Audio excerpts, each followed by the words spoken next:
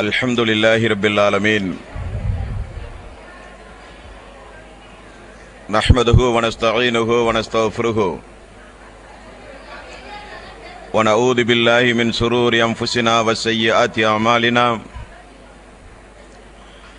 My யஹ்திஹில்லாஹு ஃபலா முதில்ல லஹு வ my யுத்லில் ஃபலா ஹாதிய லஹு. வ அஷ்ஹது அன் லா இலாஹா இல்லல்லாஹ் வஹ்தஹு லா ஷரீக லஹு வ அஷ்ஹது அன்ன முஹம்மதன் அப்துஹு வ ரசூலுஹு. யா அய்யுஹல்லதீன ஆமனு தக்குல்லாஹ ஹக்க துகாத்திஹி வ லா தமுத்துன்ன இல்லா வ அன்தும் முஸ்லிமூன். யா அய்யுஹன் நாஸு தகு ரப்பக்குமுல்லதீ ஹலக்கக்கும் மின் நஃப்ஸின் வாஹிதா வ ஹலக மின்ஹா ஸௌஜஹா வ பஸ்ஸ மின்ஹுமா ரிஜாலன் கஸீரன் வ நிஸாஅ. வத்தகுல்லாஹ அல்லதீ தஸாஅலூன பிஹி வல் அர்ஹாம் இன்னல்லாஹ கான அலைக்கும் ரகீபா. யா அய்யுஹல்லதீன ஆமனு தக்குல்லாஹ வ கூலு கௌலன் சதீதா யுஸ்லிஹ் லக்கும் அமாலக்கும் வ யஃபிர் லக்கும் ذுனூபக்கும் வ மை யுத்திஇல்லாஹ வ ரசூலஹு ஃபகத் ஃபாஸ ஃபௌஸன் அலீமா. ஃபஇன்ன கைரல் ஹதீஸி கிதாபுல்லாஹ் வ கைரல் ஹதீ ஹதீயு முஹம்மதின் ஸல்லல்லாஹு அலைஹி வஸல்லம் வ ஷர்ரல் உமூரி முஹ்தஸாத்துஹா வ குல்ல முஹ்தஸத்தின் பித்ஆ வ குல்ல பித்அத்தின் ضலாலா வ குல்ல ضலாலத்தின் ஃபின்னார். வார்த்தைகளில் சிறந்தது அல்லாஹ்வினுடைய வார்த்தை என்றும், வழிகாட்டுதலில் சிறந்தது நபிகள் நாயகம் ஸல்லல்லாஹு அலைஹி வஸல்லம் அவர்களுடைய வழிகாட்டுதல் என்றும், காரியங்களில் மிக மிக கெட்டது மார்க்கங்களில் பித்அத்துகளை உண்டாக்குவது, ஒவ்வொரு பித்அத்தான காரியங்களும்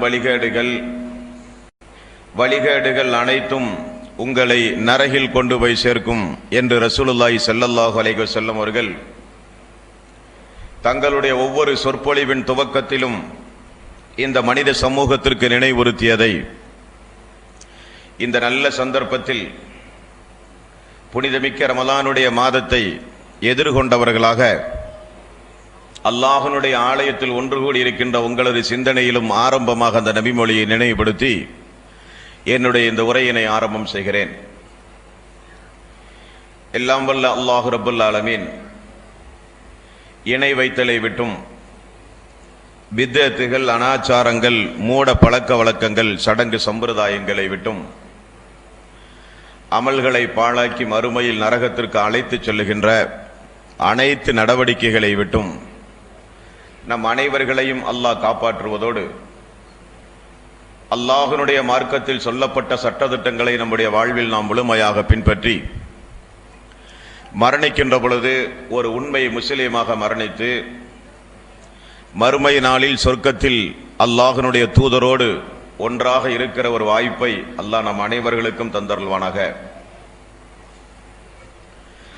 அன்பிற்கும் பாசத்திற்கும் உரிய சகோதரர்களே, தாய்மார்களே, பெரியோர்களே,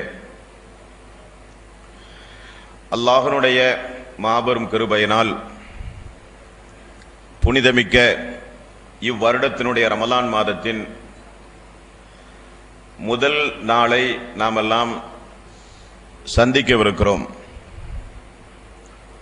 இந்த நல்ல நேரத்தில் ரமலானுடைய ஆரம்பமாக இருக்கிற காரணத்தினால்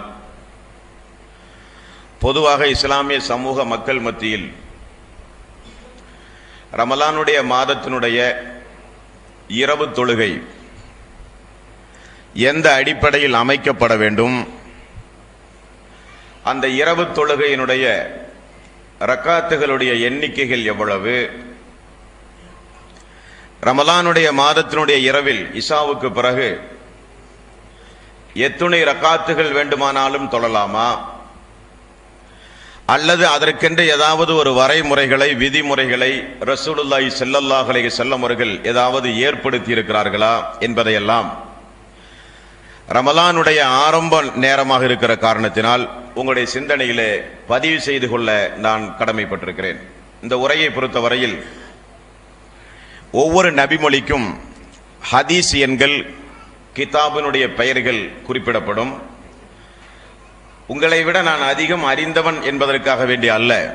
தமிழில் இன்றைக்கு புகார் ஹதீஸ் வெளிவந்திருக்கிறது, நசை ஹதீஸுகள் வெளிவந்திருக்கிறது.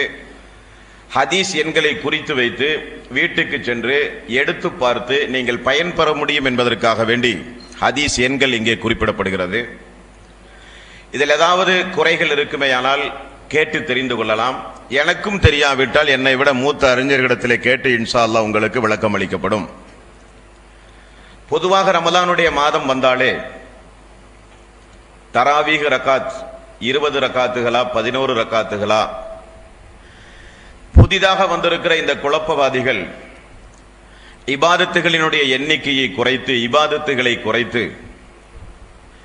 ரக்காத்துகளை குறைத்து மக்கள் இபாதத்து செய்வதை தடுக்கிறார்கள் என்றெல்லாம் அறியாத ஒரு சில இஸ்லாமிய சகோதரர்கள் விமர்சனம் செய்வதை நாம் அறிகிறோம்.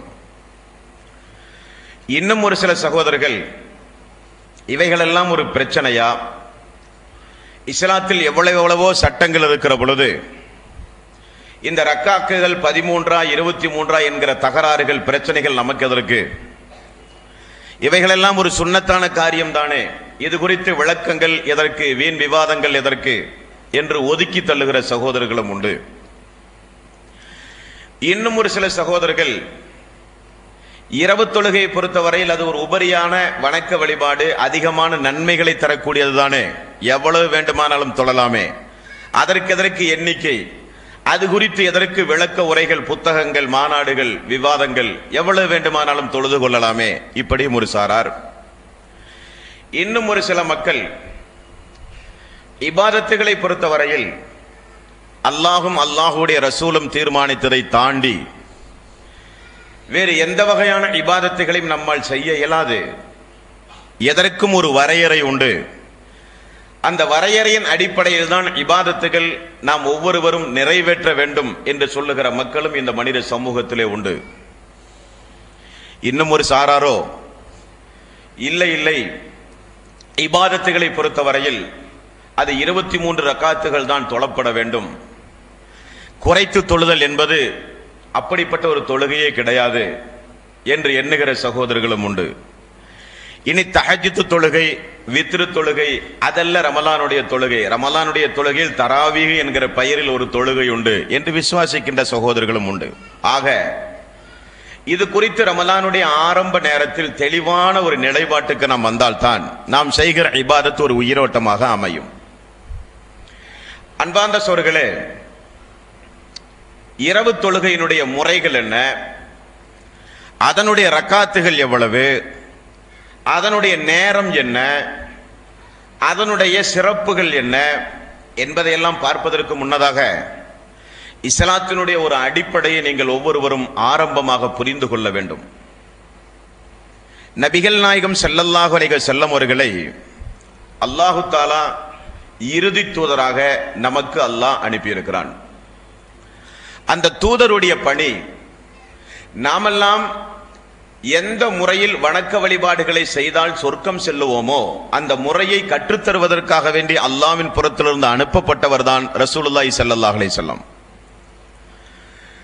எந்த முறைப்படி வணக்க வழிபாடு செய்தால் அல்லாஹ் ஏற்றுக்கொள்வான், எந்த முறைப்படி வணக்க வழிபாடுகளை செய்தால் அது நமக்கு நன்மை இல்லாமல் போய்விடும் என்பதை உணர்த்துவதற்காக வேண்டி அல்லாஹ்வின் புறத்திலிருந்து அனுப்பப்பட்டவர் ரசூலுல்லாஹி ஸல்லல்லாஹு அலைஹி வஸல்லம். அப்படியானால் அல்லாஹ்வுடைய தூதர் வாழ்ந்த காலத்தில் மக்கள் ஆர்வத்தின் காரணமாக நோன்பு நோற்பதிலோ, தொழுவதிலோ, தஸ்பீஹ் சொல்லுவதிலோ ஆர்வத்தின் காரணமாக மக்கள் ஏதாவது கூடுதலாக செய்யும் பொழுது அந்த தூதர் பார்த்து இது ஒரு நன்மைதானே, அதிகமாக செய்யட்டுமே, அதிகமாக செய்வதன் மூலம் சொர்க்கத்தில் உயர்வான அந்தஸ்து கிடைக்குமே என்று ரசூலுல்லாஹி ஸல்லல்லாஹு அலைஹி வஸல்லம் அவர்கள் விட்டிருந்தால் நாமும் விடலாம். ஆனால் அல்லாஹ்வுடைய ரசூல் ஒரு நாள் மஸ்ஜித் நபவியில் அமர்ந்து கொண்டிருக்கிறார். ஒரு மனிதர் தொழுகிறார். தொழுகை முடித்துவிட்டு அவர் ஒரு நபித்தோழர் ரசூலுல்லாஹி ஸல்லல்லாஹு அலைஹி வஸல்லம் அவர்களை சந்தித்து யா ரசூலல்லாஹ் அஸ்ஸலாமு அலைக்கும் என்கிறார். அல்லாஹ்வுடைய ரசூலை பாருங்கள், வலைக்கும் சலாம் என்று சொல்லி நீங்கள் தொழுத தொழுகை சரியல்ல, திரும்பவும் தொழுங்கள் என்கிறார். அந்த நபித்தோழர் போய் திரும்பவும் ரசூலுல்லாஹி ஸல்லல்லாஹு அலைஹி வஸல்லம் அவர்களின் முன்னிலையில் தொழுகிறார். திரும்ப வருகிறார். அஸ்ஸலாமு அலைக்கும் யா ரசூலல்லாஹ். ரசூலுல்லாஹி ஸல்லல்லாஹு அலைஹி வஸல்லம் வலைக்கும் இஸ்ஸலாம், இப்பொழுது தொழுத தொழுகையும் சரியல்ல, மீண்டும் போய் சரியாக தொழுங்கள் என்கிறார். அவர் போய் மீண்டும் தொழுகிறார். 3 முறை இப்படி தொழுது தொழுது காண்பிக்கிறார். 4வது முறை வந்து சொன்னார், யா ரசூலல்லாஹ், இன்னும் இதற்கு மேல் எனக்கு தொழ தெரியாது. அப்ப ரசூலுல்லாஹி ஸல்லல்லாஹு அலைஹி வஸல்லம் முறையின்றி தூதர் காண்பித்த தொழுகைக்கு மாறாக அவர் தொழுவதை பார்த்து ரசூலுல்லாஹி ஸல்லல்லாஹு அலைஹி வஸல்லம் அவர்கள் அருமையாக தொழுகையினுடைய பாடத்தை அவருக்கு விளக்கி கூறுகிறார். எப்படி சொல்லுகிறார்? தோழரே, தக்பீர் கட்டினால் வஜ்ரத் ஓதுங்கள், சூறாக்கள் ஓதுங்கள், துணை சூறாக்கள் ஓதுங்கள், அமைதியாக இருங்கள், ருக்குவுக்கு செல்லுங்கள், சொல்ல வேண்டிய திக்ருகளை தெளிவாக சொல்லுங்கள், அமைதியாக இருங்கள், செமி அல்லாஹ் லிமன் ஹமிதா சொல்லுங்கள், அங்கே சொல்ல வேண்டிய துஆக்களை ஓதுங்கள், அமைதியாக இருங்கள் என்று தொழுகையினுடைய நிதானங்களை கற்றுக் கொடுக்கிறார்கள். இப்ப என்ன தெரிகிறது அந்த ஹதீஸ்களை பார்க்கும் பொழுது, அவர் அவசரமாக தொழுகையை நிறைவேற்றி இருக்கிறார். ரசூலுல்லாஹி ஸல்லல்லாஹு அலைஹி வஸல்லம் அவர்கள் சொன்னார்கள், கோழி கொத்துவதை போல அவசரமாக தொழுகிற தொழுகை தொழுகையே அல்ல. அப்ப தொழுகை பாடம் நடத்துகிறார்கள் ரசூலுல்லாஹி ஸல்லல்லாஹு அலைஹி வஸல்லம். இன்னொரு நபி தோழரை பாருங்கள். யா ரசூலல்லாஹ், நான் இரவு முழுக்க நின்று வணங்க போகிறேன். இப்படி யாராவது நம்மிடத்திலே வந்து கேட்டால் என்ன சொல்லுவோம்? அல்ஹம்துலில்லாஹ், ரொம்ப நல்ல காரியம். ஆனா ரசூலுல்லாஹி ஸல்லல்லாஹு அலைஹி வஸல்லம் அது தொழுகை அல்ல. கண்ணுக்கு செய்ய வேண்டிய கடமை உண்டு, மனைவிக்கு செய்ய வேண்டிய கடமை உண்டு. உண்ண வேண்டும், மனைவிக்கு செய்ய வேண்டிய கடமைகளை நிறைவேற்ற வேண்டும், உறங்க வேண்டும், உடம்புக்கு செய்ய வேண்டிய கடமைகளை நிறைவேற்ற வேண்டும். இரவு முழுக்க இசாவில இருந்து ஃபஜ்ர் வரை உறங்காமல், மனைவிக்கு செய்ய வேண்டிய கடமைகளை நிறைவேற்றாமல், உடலுக்கு செய்ய வேண்டிய கடமைகளை நிறைவேற்றாமல் நின்று கொண்டு அப்படியே வணங்குவது தொழுகையே அல்ல. ரசூலுல்லாஹி ஸல்லல்லாஹு அலைஹி வஸல்லம் அவர்கள் கூறினார்கள். அதே போல ஒரு பெண்மணி, அவர் ரசூலுல்லாஹி ஸல்லல்லாஹு அலைஹி வஸல்லம் மனைவி. ஒரு நாள் ரசூலுல்லாஹி ஸல்லல்லாஹு அலைஹி வஸல்லம் பள்ளிக்குள் வருகிறார்கள். ஒரு தூணுக்கும் இன்னொரு தூணுக்கும் இடைப்பட்ட இடத்தில் கயிறுகள் நீளமாக கட்டப்பட்டிருக்கிறது.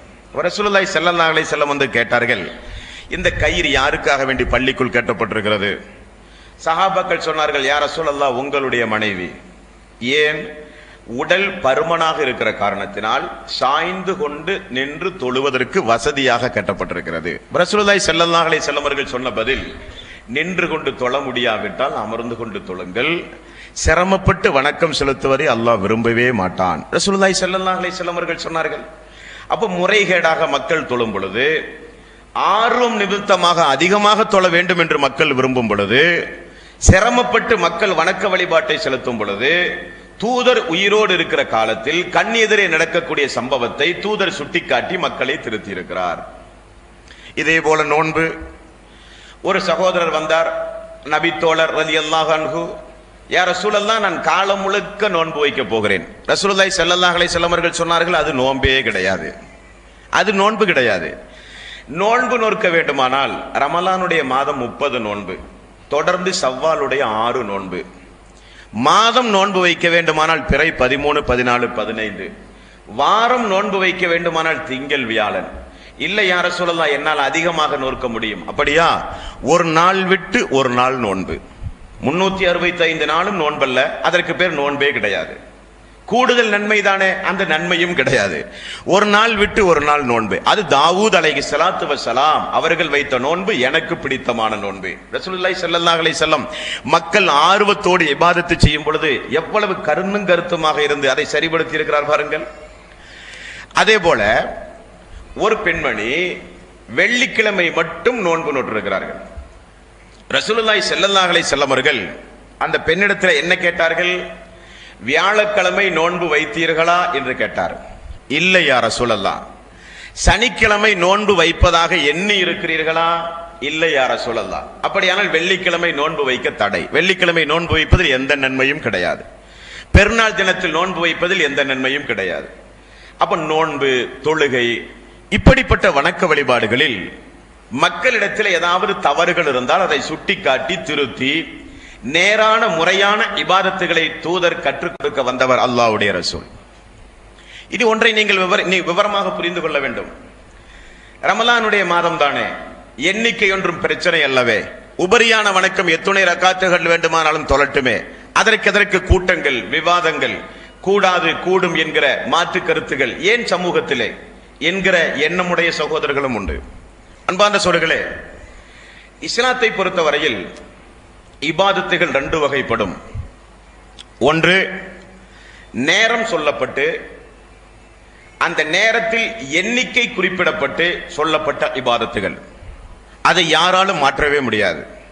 உதாரணத்திற்கு, ஃபஜ்ருடைய நேரத்தினுடைய முன் சுன்னத் 2 ரகாத், நேரம் ஃபஜ்ருக்கு முன்னதாக இமாம் ஜமாத்தோடு தொழுகிற தொழுகைக்கு முன்னதாக 2 ரகாத், அங்கே 4 ரகாத் சுன்னத்து தொழுதால் அந்த சுன்னத் அல்ல.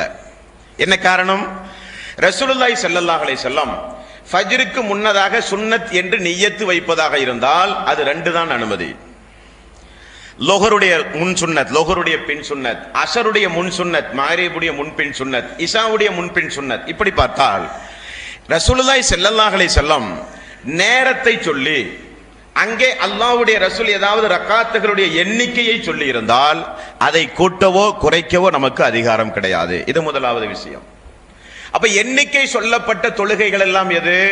சுன்னத்தான தொழுகை எண்ணிக்கை சொல்லப்பட்டது, ஃபர்லான தொழுகை எண்ணிக்கை சொல்லப்பட்டது, ஜனாசா தொழுகை தக்பீர் எண்ணிக்கையோடு உள்ளது, பெருநாள் தொழுகை ரக்காத்துகள் 2 தக்பீர்கள் கூடுதலாக உள்ளது, மலை தொழுகை எண்ணிக்கை சம்பந்தப்பட்டது, கிரகண தொழுகை எண்ணிக்கை சம்பந்தப்பட்டது. இப்படி ஏதாவது ஒரு தொழுகை எண்ணிக்கை சம்பந்தப்பட்ட எண்ணிக்கை உள்வாங்கி ஒரு செய்தி இருக்குமே, ஆனால் அந்த எண்ணிக்கையை கூட்டவோ குறைக்கவோ நமக்கு அதிகாரம் அல்ல. இது சுன்னத்தானது ஃபர்லான என்பதற்காக வேண்டிய அல்ல. அல்லாஹ்வுடைய ரசூல் இதை இப்படி செய்ய சொன்னார், அத்தோடு முடிந்தது. இது துவாவானாலும் சரி. துவாவை பொறுத்தவரையில் 2 வகை உண்டு. ஒன்று, அல்லாஹ்வுடைய ரசூல் ஏதாவது காரண காரியத்திற்காக வேண்டி ஒரு செயலை முன்னிறுத்தி நமக்கு ரசூலுல்லாஹி ஸல்லல்லாஹு அலைஹி வஸல்லம் ஏதாவது ஒரு துவாவை கற்று தந்திருந்தால் அந்த துவாவை கற்றுத்தந்த முறைப்படி தான் ஓத வேண்டும். அதை மாற்றி அமைக்கிற உரிமை நமக்கு கிடையாது. ஒரு மூமினை பார்த்தால் சலாம் சொல்லுவது, பள்ளிக்குள் நுழையும் பொழுது, பள்ளியை விட்டு வெளியேறும் பொழுது, மலஞ்சலம் கழிக்க உள்ளே செல்லும் பொழுது, வெளியேறும் பொழுது, உறங்கும் பொழுது, விழிக்கும் பொழுது, இதெல்லாம் கற்றுத்தந்த பிரார்த்தனைகள். கற்றுத்தந்த பிரார்த்தனைகளை கற்றுத்தந்த முறைப்படி அரபில் மனப்பாடம் செய்து அரபியில் தான் அதை ஓத வேண்டும். இப்ப சலாம் சொல்வது அஸ்ஸலாமு அலைக்கும் வரஹ்மத்துல்லாஹ், அல்லாஹ்வுடைய சாந்தியும் சமாதானம் உங்கள் மீது உண்டாகட்டும். இது தமிழ் அர்த்தம். அரபியில் சொல்ல முடியாது, தமிழ் தான் சொல்லுவேன் என்றால் அது சலாம் அல்ல. அப்ப கற்றுத்தந்தவைகள் அரபியில் சொல்ல வேண்டும், கற்றுத்தந்தவைகளை கற்றுத்தந்த இடங்களில் சொல்ல வேண்டும், கற்றுத்தந்தவையை கற்றுத்தந்த முறைப்படி சொல்ல வேண்டும். அதில் யாரும் எந்த கூட்டலும் குறைவும் செய்ய முடியாது. இன்னொரு வகையான துவா, நம்முடைய தேவைகள் குறித்து அல்லாஹ்விடத்திலே கேட்கப்படுகிற துவா. எப்பொழுது வேண்டுமானாலும் கேட்கலாம், எந்த முறைப்படி வேண்டுமானாலும் கேட்கலாம். உங்களுடைய உள்ளத்தில் உதித்ததை கேளுங்கள், விரும்பியதை கேளுங்கள், தோன்றியதையெல்லாம் அல்லாஹ்விடத்திலே கேளுங்கள். ரசூலுல்லாஹி ஸல்லல்லாஹு அலைஹி வஸல்லம் அவர்கள் கூறினார், அது நம்முடைய விருப்பத்திற்கு உட்பட்ட துவா. ஃபர்லான தொழுகைக்கு பிறகு, தஹஜ்ஜுத் தொழுகைக்கு பிறகு, பயண நேரத்தில், எல்லா நேரங்களிலும் அல்லாஹ்விடத்திலே பிரார்த்தனை செய்யலாம். இது ஒரு வகையான பிரார்த்தனை. அப்ப தொழுகையை பொறுத்தவரையில் அதே போல பாருங்கள், ரசூலுல்லாஹி ஸல்லல்லாஹு அலைஹி வஸல்லம் ஃபர்லான தொழுகை, சுன்னத்தான தொழுகை, தஹஜ்ஜுத் தொழுகை, வித்ருடைய தொழுகை எல்லாம் பாருங்கள் எண்ணிக்கை குறிப்பிடப்பட்டதாகவே இருக்கும். இப்ப எண்ணிக்கை குறிப்பிடப்படாத தொழுகை ஏதாவது இஸ்லாத்தில் உண்டுமா என்றால் நஃபிலான வணக்கம், அதற்கு தடையே கிடையாது. ஆரோக்கியம் இருக்கிற காலம் வரை எவ்வளவு வேண்டுமானாலும் தொழலாம். நிய்யத் நஃபிலாக இருக்க வேண்டும். நஃபிலாக இருக்கிற தொழுகைக்கு எண்ணிக்கை கிடையாது. உங்களுடைய ஆரோக்கியம் மட்டும், உடல் மட்டும் ஒத்துழைத்தால் எவ்வளவு வேண்டுமானாலும் தொழலாம். நஃபிலான தொழுகையில் கவனிக்கப்பட வேண்டிய ஒன்று, தொழுகை தடுக்கப்பட்ட நேரமா என்று மட்டும் பார்த்தால் போதும். சூரியன் உதிக்கும் பொழுது, சூரியன் நடுவுச்சியில் இருக்கும் பொழுது, சூரியன் மறையும் பொழுது தொழுதல் கூடாது. அசருக்கு பிறகு தொழுதல் கூடாது. அப்ப உபரியான வணக்க வழிபாடுகளை பொறுத்தவரையில் எண்ணிக்கை கட்டாயம் அல்ல, எவ்வளவு வேண்டுமானாலும் தொழலாம். கவனிக்கப்பட வேண்டியது என்னவென்றால் தொழுகை தடுக்கப்பட்ட நேரமா என்று மட்டும் கவனித்தால் போதும். அப்ப உபரியான நஃபிலான வணக்க வழிபாடுகளுக்கு எண்ணிக்கை தடையில்லை, யாரும் யாரையும் தடுக்க இயலாது. ஒருவர் இஷாவில் இருந்து ஃபஜ்ர் வரை உள்ள இடைப்பட்ட நேரத்தை நஃபிலான வணக்க வழிபாட்டின் மூலம் நிறைவேற்ற விரும்புகிறார் என்றால் நஃபில் நியத்து வைத்து 1000 ரக்காத்து தொழுதாலும் யாரும் அவரை போய் தடுக்கவே முடியாது. இன்னொருவர் தஹஜ்ஜத் நியத்து வைத்து தொழுவதாக இருந்தாலோ, தஹஜ்ஜுத் நிய்யத்து வைத்து தொழுவதாக இருந்தால், ஒரு தொழுகையினுடைய பெயர் குறிப்பிட்டு சொல்லப்பட்டு நிய்யத்து வைப்பதாக இருந்தால் அங்கே எண்ணிக்கை இருக்கும். எண்ணிக்கையை முடிந்தவரை நாம் பின்பற்ற வேண்டும். எண்ணிக்கை இல்லாத தொழுகை நஃபிலான தொழுகை. இந்த அடிப்படையை மனதில் வைத்துக் கொண்டு இந்த ரமலானுடைய காலத்தில் தொழுகிற இரவு தொழுகை குறித்து நாம் ஆய்வு செய்ய கடமைப்பட்டிருக்கிறோம். முதலாவது விஷயம், தராவீஹ் என்கிற பெயரில் ஒரு தொழுகையே முதலில் இஸ்லாத்தில் கிடையாது. இது முதல்ல நீங்க தெரிந்து கொள்ளணும்.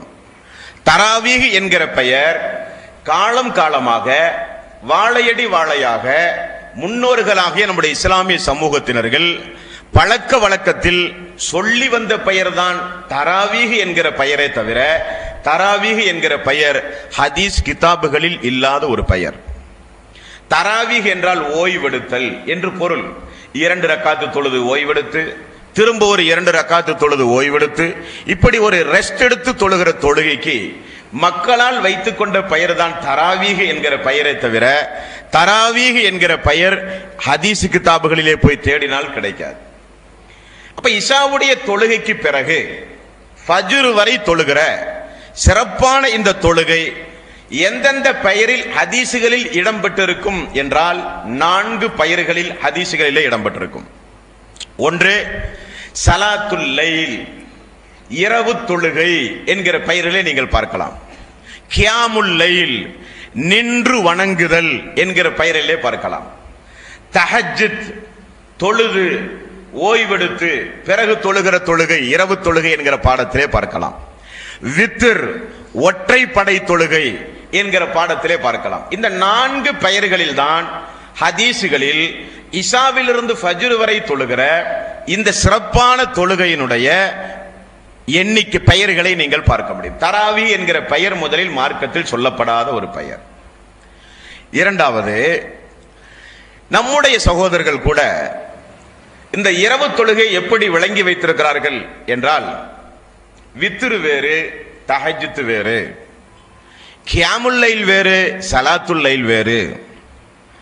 வித்ரு மட்டும் ஒரு மனிதன் 1 ரக்காத்து தொழுதால் பக்கத்தில் இருக்கிற சகோதரர் என்ன சொல்கிறார், நீ வித்ரு தான் தொழுதியா, தஹஜ்ஜுத் தொழவில்லையா என்று கேட்பார்கள். தஹஜ்ஜுத் தொழுதாலோ ஏன் வித்ரு தொழவில்லையா என்று கேட்பார்கள். இந்த எல்லா தொழுகையும் வேறு வேறான தொழுகை என்று நாம் நினைத்துக் கொண்டிருக்கிறோம். அந்த எண்ணமும் ஹதீசுகளை ஆய்வு செய்யும் பொழுது நாம் தவறாக விளங்கி இருக்கிறோமோ என்று எண்ண தோன்றுகிறது. அன்பார்ந்த சகோதரர்களே, இஸ்லாத்தை பொறுத்தவரையில் நபிகள் நாயகம் ஸல்லல்லாஹு அலைஹி வஸல்லம் அவர்கள் கூறினார்கள், ஃபர்லான தொழுகைக்கு பிறகு ஒரு சிறப்பான தொழுகை உண்டுமானால் அது இரவு தொழுகை.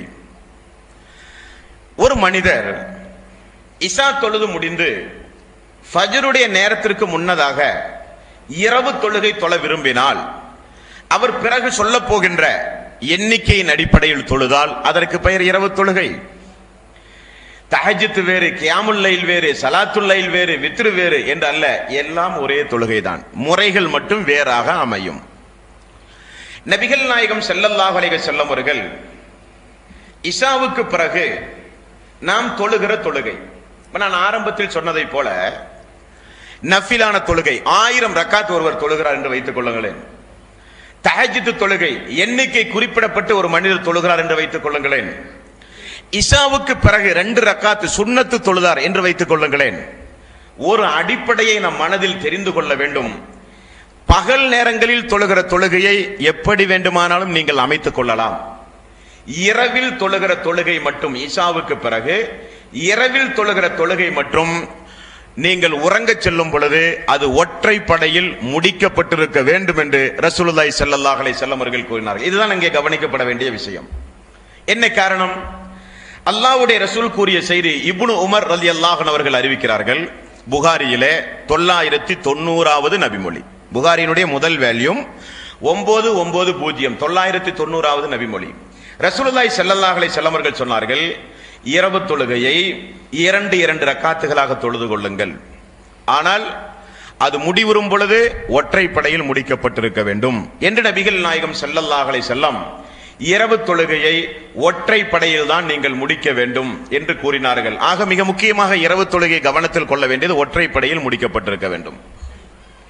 இரண்டாவது, நபிகள் நாயகம் ஸல்லல்லாஹு அலைஹி வஸல்லம் இந்த இரவு தொழுகையை அதாவது கியாமுல் லைல், தஹஜ்ஜுத், வித்ர் போன்ற இந்த இரவு தொழுகையை இஷா தொழுகையிலிருந்து ஃபஜ்ர் வரை எந்த நேரத்தில் ரசூலுல்லாஹி ஸல்லல்லாஹு அலைஹி வஸல்லம் நமக்கு தொழுது காண்பித்தார்கள்? இப்ப நம்ம இஷா தொழுத முடித்தவுடன் நாம் தொழுது இருக்கிறோம். இது சரியா, அல்லது இரவனுடைய நடுப்பகுதியை தேர்வு செய்து தொழுவது தொழுகையா, அல்லது இரவுடைய கடைசி பகுதியில் தொழுகிறோமே அது சரியா என்று இதனுடைய நேரத்தை பார்த்தால், எந்த நேரத்தை? இரவு தொழுகையுடைய நேரத்தை பார்த்தால், தஹஜ்ஜுத் தொழுகை, வித்ர் தொழுகையுடைய நேரத்தை பார்க்கும் பொழுது ஹதீசுகளில் 4 விதமாக ஹதீசுகளே வந்திருக்கிறது. நபிகள் நாயகம் ஸல்லல்லாஹு அலைஹி வஸல்லம் இந்த இரவு தொழுகையை ஃபஜ்ர் வரை நீட்டி தொழுதிருக்கிறார் என்றும் ஹதீசுகளே பார்க்கிறோம். யார்? ஆயிஷா அவர்கள் அறிவிக்கிற செய்தி, முஸ்லிமிலே 1340வது நபிமொழி. ஃபஜ்ர் வரை ரசூலுல்லாஹி ஸல்லல்லாஹு அலைஹி வஸல்லம், அதாவது அந்த இரவு தொழுகை முடிந்து ஃபஜ்ருடைய முன் சுன்னத் 2 ரக்காத்து தொழுது சிறிது நேரம் உறங்கி அதற்கு பிறகு ஃபஜ்ர் தொழுதிருக்கிறார். நீட்டி தொழுதிருக்கிறார்கள் நபிகள் நாயகம் ஸல்லல்லாஹு அலைஹி வஸல்லம். அதே போல இரவை 3ஆக பிரித்து இஷா தொழுது முடித்தவுடன் இருக்கிற நேரத்தை 3 நேரமாக பிரித்து, இஷாவுடைய ஆரம்ப நேரம், தொழுகை முடித்துள்ள ஆரம்ப நேரம், இரவனுடைய நடுப்பகுதி, ஃபஜ்ருக்கு முன்னதாக உள்ள இரவினுடைய கடைசி பகுதி.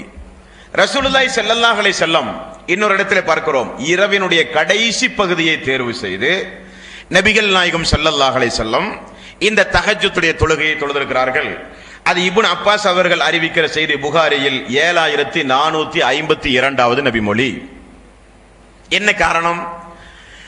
நபிகள் நாயகம் ஸல்லல்லாஹு அலைஹி வஸல்லம் அவர்கள் கூறினார்கள், அல்லாஹ் இரவினுடைய கடைசி பகுதியில் அரிசிலிருந்து கீழே இறங்கி வருகிறான்.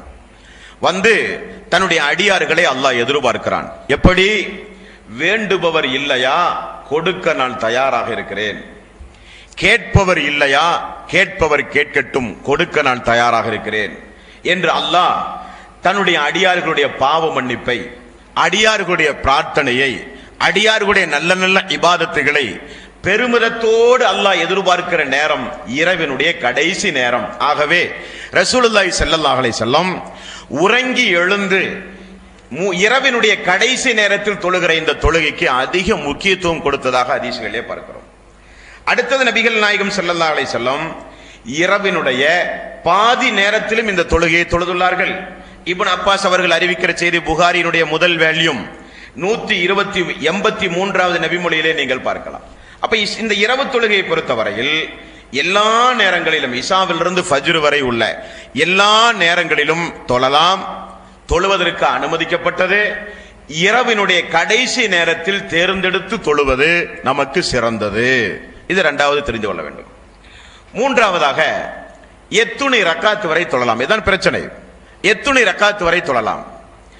தஹஜ்ஜுத் என்கிற நிய்யத்தோடு, கியாமுல் லைல் என்கிற நிய்யத்தோடு, ஸலாத்துல் லைல் என்கிற நிய்யத்தோடு, வித்ர் என்கிற நிய்யத்தோடு இந்த தொழுகையை நாம் தொழுவதாக இருந்தால் அதிகபட்சம் ரசூலுல்லாஹி ஸல்லல்லாஹு அலைஹி வஸல்லம் 13 ரக்காத் வரை தொழுதிருக்கிறார்கள். நாம் இந்த இஸ்லாமிய சமூகத்தில் விளங்காத அறியாமையின் காரணமாக பேசுகின்ற நம்முடைய சகோதரர்களை பார்த்து நாம் என்ன கேட்கிறோம் என்றால், அல்லாஹ்வுடைய ரசூல், இது ஒரு புனிதமிக்க ரமலானுடைய மாதம். இந்த மாதத்தில் எவ்வளவு பெரிய தியாகம் செய்கிறோம். ஃபஜ்ரிலிருந்து மக்ரிப் வரை உண்ணுவதை தூக்கி வீசுகிறோம். இல்லற வாழ்க்கையில் ஈடுபடுவதை கூட அல்லாஹ்வுக்காக வேண்டி ஒதுக்கி வைக்கிறோம். பசி வந்தால் கூட உண்ணாமல் பட்டினி கிடந்து தியாகம் செய்கிறோம். அல்லாஹ்வுடைய ரசூல் 23 ரக்காத் அல்ல 50 ரக்காத் ரசூலுல்லாஹி ஸல்லல்லாஹு அலைஹி வஸல்லம் அவர்கள் தொழுதார்கள் என்று ஹதீஸ்களில் வந்தால் தொழ நாம் எல்லோரும் தயார்தான். எல்லோரும் தயாராக இருக்க வேண்டும். காரணம், அல்லாஹ்வுடைய ரசூல் கூறிவிட்டார்கள், உபரியான வணக்கம் இந்தந்த வகையில் 50 ரக்காத்துகள் தொழுங்கள் என்றால் நாம் எல்லாம் தொழுதானே ஆக வேண்டும். 23 ரக்காத்துகள் தொழ வேண்டும் என்றால் 23 தொழுதானே ஆக வேண்டும். ரசூலுல்லாஹி ஸல்லல்லாஹு அலைஹி வஸல்லம் எத்தனை ரக்காத்துகள் தொழுதிருக்கிறார்கள் என்பான சொல்களே. அல்லாஹ்வுடைய ரசூல் 13 ரக்காத்துகள் தொழுதிருப்பதாக ஒரு ஹதீஸிலே பார்க்கிறோம். எப்படி இந்த 13 ரக்காத்தை தொழுதிருக்கிறார்? இப்ப நம்ம 8 ரக்காத்து தொழுதும் பிளஸ் 3 ரக்காத்து தொழுதும். ரசூலுல்லாஹி ஸல்லல்லாஹு அலைஹி வஸல்லம் அவர்கள் 13 ரக்காத்து தொழுத செய்தி இப்னு அப்பாஸ் அவர்கள் அறிவிக்க புகாரியில் 183வது நபிமொழி, முஸ்லிமிலே 1400வது நபிமொழி. 13 ரக்காத்துகள் தொழுத ஆதாரம். எப்படி தொழுதிருக்கிறார்கள் இந்த 13 ரக்காத்தை? 2 ரக்காத்து தொழுது சலாம் கொடுத்து மீண்டும் 2 ரக்காத்து தொழுது சலாம் கொடுத்து, இப்படி 6 முறை 2 ரக்காத்துகளாக 12 ரக்காத்துகள் தொழுது, கடைசியில் 1 ரக்காத்துகள் ஒற்றைப்படையாக ஆக்கி. ஏன் ஒற்றைப்படையாக ஆக்கி? உங்களுடைய இரவு தொழுகை ஒற்றைப்படையில் முடிக்கப்பட்டிருக்க வேண்டும் என்கிற இஸ்லாமிய அடிப்படை அம்சத்தின் அடிப்படையில் ரசூலுல்லாஹி ஸல்லல்லாஹு அலைஹி வஸல்லம் 2 என்று 6 12 ரக்காத்துகள் தொழுது 1 ரக்காத் வித்ர் தொழுததாக ஹதீஸ்களிலே பார்க்கிறோம். புகாரி 183, முஸ்லிம் 1400. இப்னு அப்பாஸ் அறிவிக்கிற செய்தி அதே புகாரியில் 1138வது நபிமொழியிலே பார்க்கலாம். ரசூலுல்லாஹி ஸல்லல்லாஹு அலைஹி வஸல்லம் இரவு தொழுகை 13 ரக்காத்துகள் தொழக்கூடியவராக இருந்தார்கள் என்றும் வருகிறது. இந்த 13 ரக்காத்தை 2 தொழுத ரசூலுல்லாஹி ஸல்லல்லாஹு அலைஹி வஸல்லம் வேறு ஒரு முறையிலும் இந்த 13 ரக்காத்தை தொழுதிருக்கிறார். அது என்ன முறை? இப்ப நாம 2 8 ரக்காத்து தொழுதோம், 4 முறையாக இல்லையா? 3 ரக்காத்து வித்ர் தொழுதோம். 13 ரக்காத்து தொழ விரும்புகிறவர்கள் 8 ரக்காத்துகள் 2 தொழுது பிளஸ் 5 ரக்காத்துகள். அந்த 5 ரக்காத்துகளுக்கு இடையில் அத்தஹியாத்தே கிடையாது. இப்ப மக்ரிப் தொழுகிறோம் என்றால் 2வது ரக்காத்தில் அமர்ந்து 3வது ரக்காத்தில் சலாம், அப்படித்தானே? இந்த 5 ரக்காத்தை பொறுத்தவரையில், இரவு தொழுகையில் தொழுகிற 5 ரக்காத்துகளை பொறுத்தவரையில் 8 பிளஸ் 5 என்று வரும் பொழுது ரசூலுல்லாஹி ஸல்லல்லாஹு அலைஹி வஸல்லம் எங்கும் அமராமல் இறுதியில் அமர்ந்து 5வது ரக்காத்திலே சலாம் கொடுத்திருக்கிறார். இந்த இடத்தில் ஒரு விஷயத்தை கவனத்தில் கொள்ள வேண்டும். இரவு தொழுகை 2 வகையில் நீங்கள் தொழலாம். ஒன்று, 2 தொழுது இறுதியில் ஒற்றை ஆக்கி தொழலாம். அல்லது 2 தொழாமல் தொடர்ந்து தொழுது அத்தஹியாத்தில் அமர்ந்து சலாம் கொடுத்து தொழுகிற தொழுகையும் இஸ்லாத்திலே உண்டு.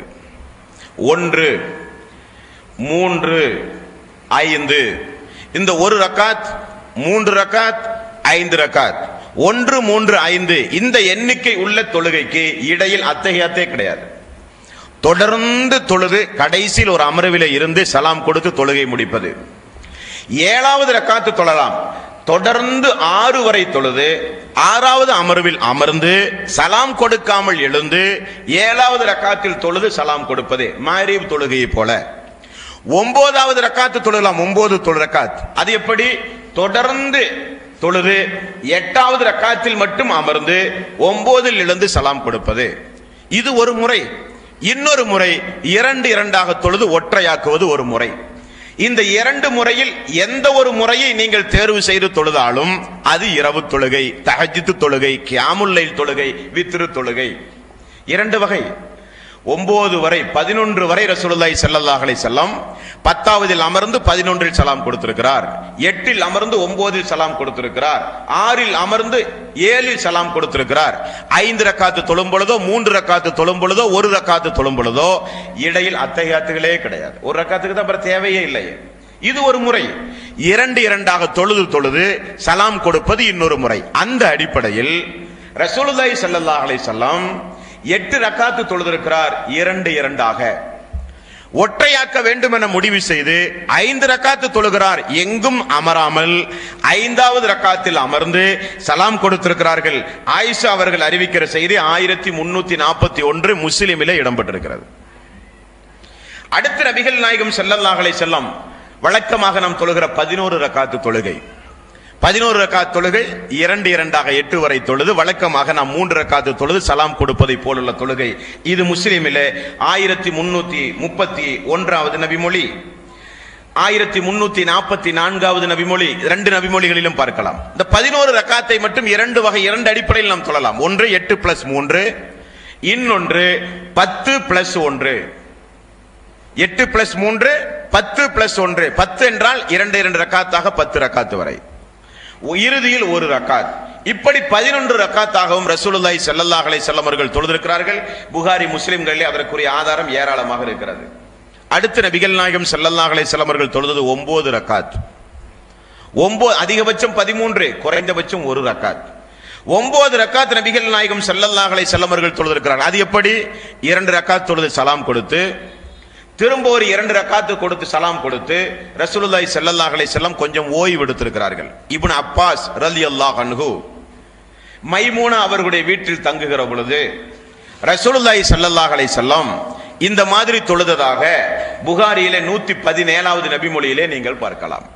4 ரக்காத்து தொழுதிருக்கிறார். திரும்ப ஒற்றைப்படையில் முடிக்க வேண்டும் என்பதற்காக 5 ரக்காத்து தொழுது 4 + 5 9 ரக்காத்துகள் ரசூலுல்லாஹி ஸல்லல்லாஹு அலைஹி வஸல்லம் அவர்கள் தொழுதிருக்கிறார். அடுத்தது அல்லாஹ்வுடைய ரசூல் 7 ரக்காத்து தொழுதிருக்கிறார்கள். மஸ்ரூக் என்கிற நபித்தோழர் அறிவிக்க புகாரியில் 1139வது நபிமொழி 7 ரக்காத் ரசூலுல்லாஹி ஸல்லல்லாஹு அலைஹி வஸல்லம் அவர்கள் தொழுதார்கள். அடுத்தது அல்லாஹ்வுடைய ரசூல் 5 ரக்காத்து தொழுதிருக்கிறார்கள். உங்களில் யாராவது ஃபஜ்ர் நேரம் வரும் என்று அச்சப்பட்டால் 1 ரக்காத்தாவது நீங்கள் தொழுங்கள் ரசூலுல்லாஹி ஸல்லல்லாஹு அலைஹி வஸல்லம் அவர்கள் சொன்னார்கள். ஆக இது ஒரு வலியுறுத்தி சொல்லப்பட்ட, எந்த அளவுக்கு என்றால் பயண நேரத்தில் கூட நபிகள் நாயகம் ஸல்லல்லாஹு அலைஹி வஸல்லம் அவர்கள் இந்த தொழுகையை தொழக்கூடியவர்களாக இருந்திருக்கிறார்கள்.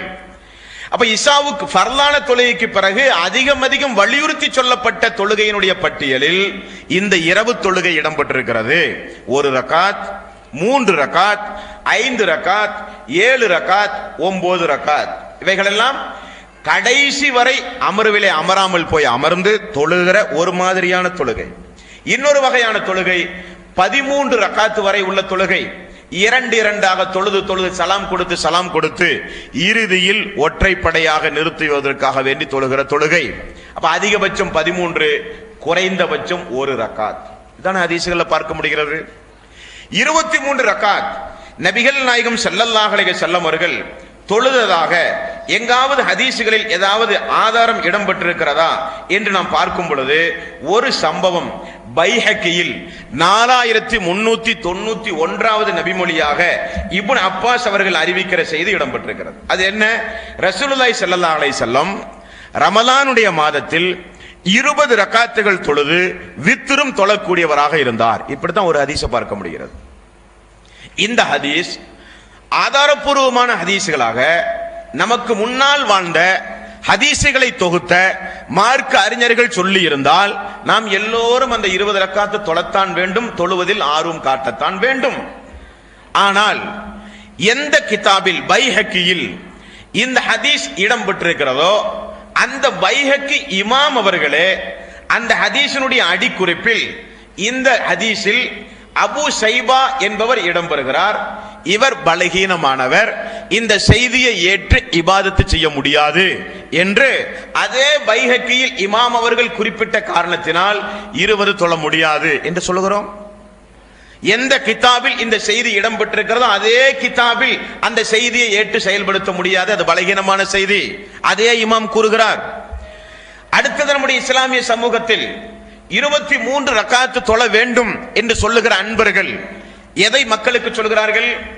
உமர் ரலியல்லாஹு அன்ஹுடைய காலத்தில் மக்கள் 23 ரக்காத்துகள் இரவு தொழுகை தொழுதிருக்கிறார்கள், முஅத்தாவிலே ஆதாரம் உண்டு என்று சொல்கிறார்கள்.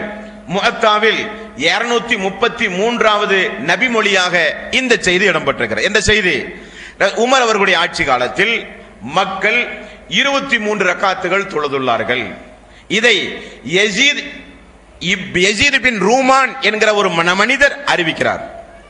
இது சரியா என்று பார்க்கும் பொழுது யஸீத் பின் ரூமான் என்பவர் உமர் அவருடைய ஆட்சி காலத்தில் வாழாதவர். உமருடைய ஆட்சி காலத்திற்கு பின்னால் பல வருடங்கள் காலம் பொறுத்துதான் பிறந்து வாழப் போகிறவர். உமருடைய ஆட்சி காலத்தில் பார்த்து உமருடைய ஆட்சி காலத்தில் மக்கள் இப்படியெல்லாம் தொழுதார்கள் என்று சொல்லுகிறவர் உமருடைய ஆட்சி காலத்தில் இருந்திருக்க வேண்டுமா வேண்டாமா? அந்த காலத்தில் வசித்திருக்க வேண்டுமா வேண்டாமா? அதே முஅத்தாவில் வருகிற அந்த செய்தியை இமாம் பைஹக்கி அவர்கள் எடுத்து எழுதும் பொழுது இந்த யஸீத் பின் ரூமான் என்பவருடைய வயசை பார்க்கும் பொழுது இவர் உமருடைய காலத்திலே வாழவில்லை. அப்படியானால் இந்த செய்தி ஏற்றுக்கொள்ள முடியாது. நியாயமான காரணம் தானே. அடுத்தது உமர் ரலியல்லாஹு அன்ஹு அவர்கள் நேரடியாக சம்பந்தப்பட்டு இந்த இரவு தொழுகை குறித்து மக்களுக்கு ஏதாவது கட்டளையிட்டிருக்கிறார்களா என்ற ஹதீசுகளை பார்த்தால் உமர் ரலியல்லாஹு அன்ஹு அவர்கள் நேரடியாக 2 நபித்தோழர்களை தன்னுடைய ஆட்சி காலத்தில் அழைத்திருக்கிறார். ஒன்று உபை பின் கஅப், இன்னொன்று தமீமுத்தாரி. இந்த 2 மனிதர்களையும் 2 சஹாபாக்களையும் அழைத்து மக்களுக்கு ரமலானுடைய மாதத்தில் நீங்கள் 11 ரக்காத்துகள் தொழ வேண்டும் என்று கட்டளை பிறப்பித்திருக்கிறார்கள். 2 நபித்தோழர்களையும் அழைத்து நேரடியாக உமர் அவர்கள் சம்பந்தப்பட்ட 2 நபித்தோழர்களையும் அழைத்து 11 ரக்காத்துகள் நீங்கள் தொழ வேண்டும் என்று கட்டளையிட்டிருப்பதை ஏற்றுக்கொள்வதா, அல்லது உமர் அவர்களுடைய ஆட்சி காலத்தில் எங்கோ மக்கள் தொழுதாக, அந்த காலத்திலும் வாழாத, அந்த காலத்திற்கு சம்பந்தம் இல்லாத யஸீத் பின் ரூமான் அவர்கள் சொல்லுகிற செய்தியை ஏற்றுக்கொள்வதா? ஏற்க முடியாது. ஏனென்றால் சஹாபாக்கள் ரசூலுல்லாஹி ஸல்லல்லாஹு அலைஹி வஸல்லம் மாற்றமாக எந்த காரியத்தையும் தெரிந்து கொண்டே செய்ய மாட்டார்கள். அப்ப ரசூலுல்லாஹி ஸல்லல்லாஹு அலைஹி வஸல்லம் அவர்களோடு வாழ்ந்த அந்த சஹாபாக்கள் 11 ரக்காத், 13 ரக்காத் இவைகளை பார்த்து மக்களுக்கு பழக்கப்பட்டு இபாதத்து செய்து மக்களோடு மக்களாக தொழுத அந்த சஹாபாக்கள், அதிலும் குறிப்பாக உமர் ரலியல்லாஹு அன்ஹு அவர்கள் போன்ற மூத்த சஹாபாக்கள் தங்களுடைய ஆட்சி காலத்தில் மக்களுக்கு நேரடியாக இப்படி கட்டளையாக 23 ரக்காத்துகள் தொழுததாக எங்காவது ஆதாரம் உண்டா என்றால் இல்லை. 11 ரக்காத்துகள் தொழுமாறு கட்டளை பிறப்பித்திருக்கிறார்கள். தமீமுத்தாரி உபை பின் கஅப் என்கிற 2 நபித்தோழர்களை அழைத்து அந்த கட்டளை பிறப்பித்திருக்கிறார்கள்.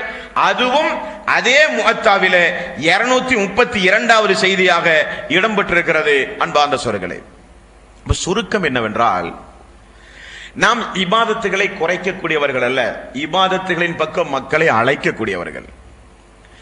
நம்முடைய இந்த பிரச்சாரத்திற்கு பிறகு எவ்வளவு இளமையான எவ்வளவு சகோதரர்கள், பள்ளியின் பக்கம் ஏறெடுத்தும் பார்க்காத எவ்வளவு சகோதரர்கள் இந்த பள்ளியின் பக்கம், இபாதத்தின் பக்கம், அதுவும் புனிதமிக்க ரமலானுடைய மாதத்தில், உங்களுக்கெல்லாம் ஒன்று தெரியுமா, ஆரம்ப காலகட்டத்தில் எல்லாம் ஹஜ்ஜுக்கு செல்வதாக இருந்தால் நீங்கள் பார்த்தால் பாருங்கள், எல்லாம் நாளைக்கோ இன்னைக்கோ மௌத்தாவர கேஸுக்கு தான் ஹஜ்ஜுக்கு போவாங்க. ஒரு காலத்துல பாத்தீங்கன்னா தெரியும், அவங்கள 4 பேர் கைப்பிடிச்சு தான் கொண்டு போய் ரயில்வே ஸ்டேஷன்ல கொண்டு ஏற்றி விட வேண்டிய சூழ்நிலை. அதிலும் குறிப்பா போகும்போதே கபன் துணியை கையில கொடுத்து அனுப்பிச்சிருவாங்க, ஏன்னா ரிட்டர்ன் வராத கேஸ் இல்லையா. இந்த மாதிரி தான் ஒரு காலத்தில் ஹஜ்ஜை, அதுவும் ஹஜ்ஜுக்கு போயிட்டு வந்தா சுபஹானல்லாஹ், அது ஒரு ஹாஜியார் வீடுன்னு சொல்லி ரேஷன் கடையில கியூ நிக்கிற மாதிரி பாத்தீங்கன்னா அந்த ஆளை பாக்குறதுக்கே பெரிய கியூ நிற்பாங்க. இப்படி எல்லாம் அந்த கிருகியை செய்திருந்த காலம் ஒரு காலத்தில் உண்டு. நாமெல்லாம் நினைவில் வைத்துக் கொள்ளக்கூடிய சம்பவம். ஆனால் இன்றைக்கு அல்லாஹ்வுடைய மாபெரும் கிருபையினால் குர்ஆன் சுன்னாவினுடைய விழிப்புணர்வு மக்கள் மத்தியில் ஏற்பட்ட பிறகு, இஸ்லாத்தின் அடிப்படையில் வாழ வேண்டும் என்கிற ஆர்வம் மக்கள் மத்தியிலே வந்த பிறகு, வயோதிகர்களை காட்டிலும் இளைஞர்கள் இன்றைக்கு ஹஜ்ஜுக்கு அதிகம். அப்ப நம்முடைய பிரச்சாரத்துக்கு காரணம் என்று நான் சொல்லவில்லை, ஏதோ ஒரு வகையில் இன்றைக்கு பெரிய ஒரு மாற்றம் ஏற்பட்டிருக்கிறது. மக்கள் இன்றைக்கு இபாதத்தை செய்ய ஆர்வமாக இருக்கிறார்கள். அந்த மக்களிடத்தில் போய் ரசூலுல்லாஹி ஸல்லல்லாஹு அலைஹி வஸல்லம் 23 தொழுதிருக்கிறார், இருந்தாலும் நீங்கள் தொழக்கூடாது என்று எங்காவது நாம் சொல்லி இருக்கிறோமா? அல்லாஹ்வுடைய ரசூல் 23 அல்ல, 50 அல்ல, 100 தொழுதிருந்தாலும் நாம் தொழ கடமைப்பட்டவர்கள். காரணம், ரசூலுல்லாஹி ஸல்லல்லாஹு அலைஹி வஸல்லம் அவர்கள் தொழுது காண்பித்த முறைக்கு மாற்றமாக தொழுகிற அதிகாரம் நமக்கு கிடையாது. நான் ஆரம்பத்தில் சொன்னதை போல இபாதத்தை நாம் குறைக்க வந்தவர்கள் அல்ல, இபாதத்துகளை முறைப்படுத்த வந்தவர்கள். இப்ப துஆ கூடாது என்று சொல்லுகிறோம். எந்த துஆ கூடாது? ரசூலுல்லாஹி ஸல்லல்லாஹு அலைஹி வஸல்லம் ஒரு மனிதர் 2 கரத்தை உயர்த்தி அல்லாஹ்விடத்திலே பிரார்த்தனை செய்தால் அல்லாஹ் அந்த கையை வெறுமனே அறுப்ப வெட்கப்படுகிறான். துஆ கேளுங்கள் நாம் சொல்லுகிறோம். துஆ எப்பொழுதெல்லாம் கேட்க வேண்டும்? நேரம் கிடைக்கும் பொழுதெல்லாம் கேளுங்கள். துஆ எப்படி கேட்க வேண்டும்? அல்லாஹ்வை புகழ்ந்து ரசூலுல்லாஹி ஸல்லல்லாஹு அலைஹி வஸல்லம் ஸலவாத்து சொல்லி பிறகு உங்களுடைய தேவைகளை கேட்டு பிறகு பிறருடைய தேவையை கேளுங்கள். துஆவினுடைய முறை, துஆவை கற்றுக் கொடுக்கிறோம், துஆவை மக்களுக்கு கற்றுக் கொடுத்து துஆவை அதிகம் கேளுங்கள் என்று சொல்லுகிறோம். எந்த துஆ கூடாது? ஒருவர் ஓதி இன்னொரு ஆமீன் என்று சொல்லுகிற வழிமுறை இஸ்லாத்தில் இல்லை என்று தானே சொல்லுகிறோம். உடனே துஆவே கூடாது என்று பிரச்சாரம் செய்கிறார்கள். தஸ்பீகள் கூடாது, திக்ருகள் கூடாது. நாம் சொல்லுகிறோம் உண்மைதான். எந்த திக்ருகள்? கூட்டாக அமர்ந்து சப்தம் போட்டு ஒருவர் கூற பின்னால் இருப்பவர்கள் எல்லாம் கோரஸாக சொல்லி சப்தம் போட்டு சொல்லுகிற திக்ருகள் கூடாது. எந்த திக்ருகள் கூடும்? மௌனமாக இருந்து உள்ளார்ந்தோய் உள்ளச்சத்தோடு கண்ணீர் மல்க அந்த துஆவினுடைய திக்ருனுடைய தாற்பயத்தை புரிந்து எண்ணிக்கையை மனதில் வைத்து உயிரோட்டத்தோடு துஆ சொல்லுங்கள். நிறைய திக்ருகள் உண்டு. அன்றாட நம்முடைய வாழ்விலே ஓத வேண்டிய நிறைய துஆக்கள் உண்டு. ஆக இஸ்லாத்தில் இல்லாததை கண்டித்து இருப்பதை சொல்ல வந்தவர்கள் நாங்கள், இஸ்லாத்தில் உள்ளதை குறைக்க வந்தவர்கள் அல்ல. இனி இந்த செய்தியை மக்கள் மத்தியிலே சொல்லி குழப்பத்தை உண்டாக்க வந்தவர்களும் அல்ல. இனி இவ்வளவு குறிப்புகளை தந்திருக்கிறோம். இதையும் மீறி நான் 23 தான் தொழுவேன் என்றால் உங்களுக்கு நீங்கள் வழிகேட்டில் இருக்கிறீர்கள், நீங்கள் மறுமையிலே நரகத்திற்கு செல்வீர்கள் என்றெல்லாம் ஃபத்வா கொடுக்க நாங்கள் தயாராகவும் இல்லை. நீங்கள் தொழுகைக்கு நீங்கள் தான் அல்லாஹ்விடத்திலே பதில் சொல்ல போகிறீர்கள். அல்லாஹ் கேட்பானா இல்லையா மறுமை நாளில்? தூதரை நிறுத்தி இந்த தூதர் ரமலானுடைய மாதத்தில் எப்படி தொழுதார் என்று உங்களுக்கு சொல்லப்பட்டதா? நீங்கள் தொழுத தொழுகை எந்த அடிப்படையில் தொழுதீர்கள்? மக்கள் என்ன நினைக்கிறார்கள் என்றால், நன்மை தானே, எவ்வளவு வேண்டுமானாலும் செய்யலாமே என்றால் மார்க்கத்தில் அதற்கு அனுமதியே கிடையாது. உதாரணத்துக்கு குல்ஹு அல்லாஹு அஹத் அல்லாஹு சமத் லம் யலிது வலம் யூலத் வலம் யக்குல் லஹு குஃபுவன் அஹத். இது குர்ஆனுடைய வசனம் மட்டுமல்ல, இரவு நேரத்தில் தூங்க செல்லும் பொழுது ஓதுகிற துவா. ஃபர்லான தொழுகைக்கு பிறகு யார் இந்த குல்ஹு அல்லாஹு அஹத் என்கிற துவாவை ஓதுகிறார்களோ அவர் சொர்க்கம் செல்ல மரணம் தான் தடை. ஃபர்லான தொழுகைக்கு பிறகு ஓதுவதில் உள்ள சிறப்பு. குல்ஹு அல்லாஹு அஹத் என்பது என்றைக்கு இறங்கிச்சோ அன்றைக்கு தான் திருக்குர்ஆனுடைய தாய் எல்லா சஹாபாக்களும் வீதியிலே நடமாடி ஓதிய வசனம். காரணம், அல்லாஹ்வுடைய ஏகத்துவத்தை சுருக்கமாக சொல்லுகிற ஒரு அத்தியாயம். குல் ஹுவல்லாஹு அஹத் அல்லாஹு ஸமத் லம் யலிது வலம் யூலத் வலம் யக்குல் லஹு குஃபுவன் அஹத். இதனுடைய சிறப்பை எல்லாம் புரிந்த ஒரு மனிதர் உங்களுக்கு பக்கத்திலே தொழும் பொழுது சுஜூதில் கிடந்து இந்த குல் ஹுவல்லாஹு அஹத் ஓதினார் என்று வைத்துக் கொள்ளுங்களேன். எவ்வளவு பெரிய மார்க்க அறிஞனாக இருந்தாலும் என்ன சொல்லுவார்? இந்த தொழுகை கூடாது. ஏன் கூடாது? குல் ஹுவல்லாஹு அஹத் ஓதுகிற இடம் சுஜூத் அல்ல, அது ஓதுகிற இடம் தக்பீர். சொல்லுவோமா இல்லையா? சிறப்பாக இருந்தாலும் அதை செய்ய வேண்டிய இடம் என்றொன்று உண்டு, சொல்ல வேண்டிய முறை என்றொன்று உண்டு. அந்த முறைப்படி அந்த இடத்தில் சொல்லும் பொழுதுதான் அதற்கு அது சிறப்பு. அவர் நான் குர்ஆன் ஓதுகிறேன், எனக்கு அதிக நன்மை வேண்டும் என்று சூரத்துல் ஃபாத்தியாவையோ குல் ஹுவல்லாஹு அஹதையோ ருக்குவிலோ சுஜூதிலோ ஓதினால் நன்மை இல்லை. உடல் ஆரோக்கியமாக இருக்கிறது, ஃபஜ்ரில் மட்டும் என்ன 2 ரக்காத், நான் 4 ரக்காத் தொழ போகிறேன் என்றால் தொழுகையே கிடையாது. ஃபஜ்ர் 2 என்றால் 2 தான் தொழ வேண்டும். மக்ரிப் 3 என்றால் 3 தான் தொழ வேண்டும். நாம் எல்லாம் ஜமாத்தாக சேர்ந்து மினிட்ல ஒரு செயற்குழு பொதுக்குழு கூட்டி 5 நேர வக்து எல்லாம் யூனிஃபாக 4 ரக்காத்தாக இனி 4 முதல் இருக்க வேண்டும் என்று ஃபஜ்ரும் மக்ரிபும் 4ஆக மாற்றி நாம் எல்லாம் பர்க்கத்தாக தமிழ்நாடு முழுக்க தொழுதால் அது தொழுகையாது? முஸ்லிம் என்று யாராவது நம்மை பார்த்து சொல்லுவார்களா? ஃபஜ்ர் 2 என்றால் 2 தான், மக்ரிப் 3 என்றால் 3 தான், அதை 4ஆக ஆக்குகிற உரிமை யாருக்குமே கிடையாது என்றால் எண்ணிக்கை எவ்வளவு முக்கியம் இஸ்லாமிய மார்க்கத்தில். அப்ப நன்மை நன்மை என்று நாம் யாரும் அதிகமாக நினைத்து எந்த காரியத்தையும் செய்யக்கூடாது. சொல்லுகிற பொழுது பார்த்தால் ரேசாக தெரியும், ஆனால் ஆழமாக நீங்கள் பார்த்தால் அது மார்க்கத்தில் மிகப்பெரிய ஒரு தவறு. ஒரு மகன் வாப்பாட்ட வந்து சொன்னாரு, ஸ்கூல்ல கொசுவை அடித்த காரணத்தினால் என்ன ஸ்கூலை விட்டே துரத்திட்டாங்கன்றாரு. உடனே வாப்பாக்கு கோபம் வந்தது. குடும்பமே சேர்ந்து ஒரு ஆலோசனை பண்ணாங்க, கொசுவை அடிச்சதுக்கு பையனை எப்படி நீக்கலாம், நம்ம போய் கேட்போம் காலையில ஆசிரியர்கிட்ட வந்தாங்க. ஸ்கூலுக்கு வந்து பார்த்தா நடந்த விஷயமே வேற. என்ன, கொசுவை பையன் அடித்தது உண்மைதான், ஆனால் கொசு ஆசிரியருடைய கன்னத்தில் இருந்திருக்கிறது. அப்ப செய்தி என்ன? கொசுவை அடித்த காரணத்தால் எப்படி பையனை நீக்கலாம் வெகுண்டு வந்தாங்க. பார்த்தா கொசு எங்கிறது இருக்கிற ஆசிரியருடைய மூஞ்சில இருந்தது, அவன் மூஞ்சி சேர்த்து அரைஞ்சிருக்கிறான். அப்ப அடிச்சது கொசு அல்ல, அடித்த இடம் எங்கே அதை பார்க்கணுமா இல்லையா? அதே மாதிரி செய்கிற செயல் நன்மையா தீமையா அது முக்கியம் அல்ல. தூதர் சொன்னாரா, சொன்னது சரிதானா, செயல் எங்கே முக்கியம் அல்ல. அல்லாஹ்வுடைய ரசூல் எதற்காக வேண்டி அனுப்பப்பட்டார்? வமா ஆதாகுமுர் ரசூலு ஃபஹதுஹு வமா நஹாக்கும் அன்ஹு ஃபன்தஹு. என்னுடைய தூதர் எதை கொடுத்தாரோ அதைத்தான் நீங்கள் எடுத்துக்கொள்ள வேண்டும், எதை தடுத்தாரோ அதை விட்டும் நீங்கள் தவிர்ந்து கொள்ள வேண்டும். மன் அமில அமலல் லைஸ அலைஹி அம்ருனா ஃபஹுவ ரத்துன். நான் சொல்லாத ஒன்றை யாராவது நன்மை என நினைத்து செய்தால் அல்லாஹ்விடத்தில் அது ரத்து செய்யப்படும். ரசூலுல்லாஹி ஸல்லல்லாஹு அலைஹி வஸல்லம் அவர்கள் கூறினார்கள். அப்போ ரக்காத்துகள் எவ்வளவு என்பது முக்கியமல்ல, எவ்வளவு தொழுகிறோம் என்பது முக்கியமல்ல, எப்படி தொழுகிறோம் என்பதுதான் முக்கியம். எத்துணை ரக்காத்து தொழுதோம் என்பது முக்கியமல்ல, அந்த ரக்காத்தை ரசூலுல்லாஹி ஸல்லல்லாஹு அலைஹி வஸல்லம் அவர்கள் கூறிய முறைப்படி தொழுதோமா என்பதுதான் முக்கியம். நன்மைதானே என நினைத்து நமக்கு தோன்றுவதையெல்லாம் நாம் செய்வதாக இருந்தால் அல்லாஹ் தேவையில்லை, அல்லாஹ்வுடைய வேதம் தேவையில்லை, அல்லாஹ்வுடைய ரசூல் நமக்கு தேவையில்லை. நாம செய்யலாம் எந்த இபாதத்துகளை வேண்டுமானாலும். ரசூலுல்லாஹி ஸல்லல்லாஹு அலைஹி வஸல்லம் காலத்தில் வாழ்ந்த அவருடைய காலத்துக்கு பிறகு நடந்த ஒரு சம்பவத்தை பாருங்கள். இப்னு அப்பாஸ் ரலியல்லாஹு அன்ஹு, அபு மூசா அல் அஸ்அரி ரலியல்லாஹு அன்ஹு.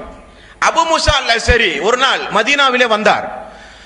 மதீனாவுடைய பள்ளியில் பார்த்தால் ஒரு வித்தியாசமாக ஒரு 10-15 பேர் கூஃபாவிலே இருந்து வந்து கொண்டு ஏதோ ஒரு வகையான திக்ர்களை ஓதிக்கொண்டிருக்கிறார்கள் மதீனாவினுடைய பள்ளியில்.